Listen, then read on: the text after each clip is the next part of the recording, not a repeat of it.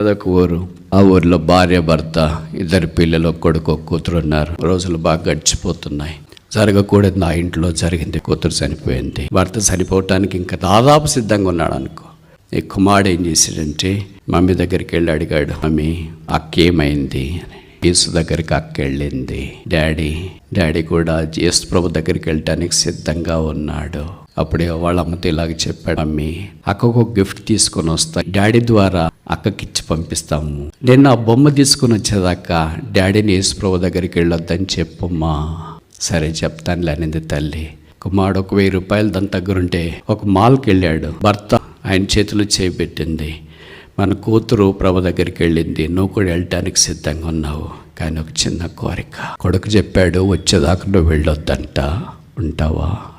ఆయనకి ఏమో అవగాహన ఉంటే కదా మాట్లాడటానికి, కానీ ఆ ప్రేమ అలా పలికిచ్చింది. కుమారుడు మాల్కి వెళ్ళాడు. ఓ బొమ్మ చూసి కొనుక్కున్నాడు. ఆ క్యాష్ కౌంటర్ దగ్గరికి వచ్చినాడు. 1000 రూపాయలు తన దగ్గర ఇస్తే చెప్పినాడు ఆ కౌంటర్లో ఆయన, ఇది 1500, 1000 రూపాయలకి ఇయ్యము, బొమ్మిడి పెట్టేసి వెళ్ళిపో అన్నాడు.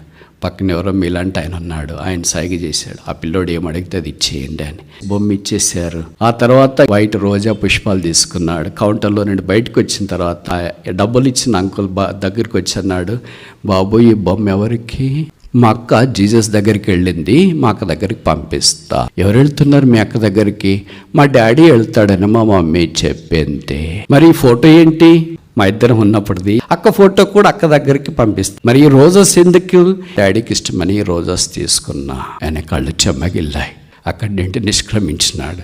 ఇంటికి వచ్చి వార్తాపత్రిక చూసినాడు. ఒక కారులో భార్య భర్త, 2 పిల్లలు వెళ్తుంటే యాక్సిడెంట్ జరిగింది. భర్త కోమాలోకి వెళ్ళిపోయాడు, కూతురు చనిపోయింది, తల్లి కొడుకు మాత్రం మిగిలారు. అప్పుడు ఆయనకు తట్టింది, అయ్యో ఈ పిల్లవాడు వచ్చింది యాక్సిడెంట్లో తప్పించుకున్నవాడేమో, వాళ్ళ అక్క చనిపోయిందని యేసుప్రభు దగ్గరికి వెళ్ళింది అన్నాడు కదా, ఈ అమ్మాయి ఏమో వాళ్ళ డాడీ కోమాలో ఉన్నారన్నారు కదా, ఈయనేనేమో అని అనుకున్నాడు. ఆ తర్వాత రోజు న్యూస్ పేపర్లో చూస్తే వాళ్ళ నాన్న కూడా చనిపోయాడు, తల్లి కుమారుడు మాత్రమే మిగిలినారు, ఏదైనా భూస్థాపన ఉందని న్యూస్ పేపర్లో ఉంది.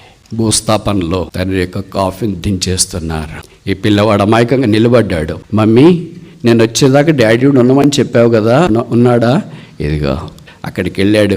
డాడీ ఈ ఫోటో అక్కకి ఇవ్వు, డాడీ ఈ బొమ్మ అక్కకి ఇవ్వు, నీకు వైట్ రోజెస్ అంటే ఇష్టం కదా, నేను ఇక్కడ పెడుతున్నాను. అంతలోగా అంకుల్ వచ్చినాడు. ఒక్కసారిగా దృశ్యం చూశాడు. ఆయన పట్టుకోలేకపోయాడు. ఇప్పుడు ఈ పిల్లవాడు అతని నాన్న దగ్గర ఇంతకంటే నేనేమీ లేనని అలాగే నిలబడిపోయాడు. ఇప్పుడు మన కొరకాయి శిల మీద వేలాడదేయబడిన యేసుక్రీస్తు దగ్గరికి మనం వచ్చి ఏమిస్తామా?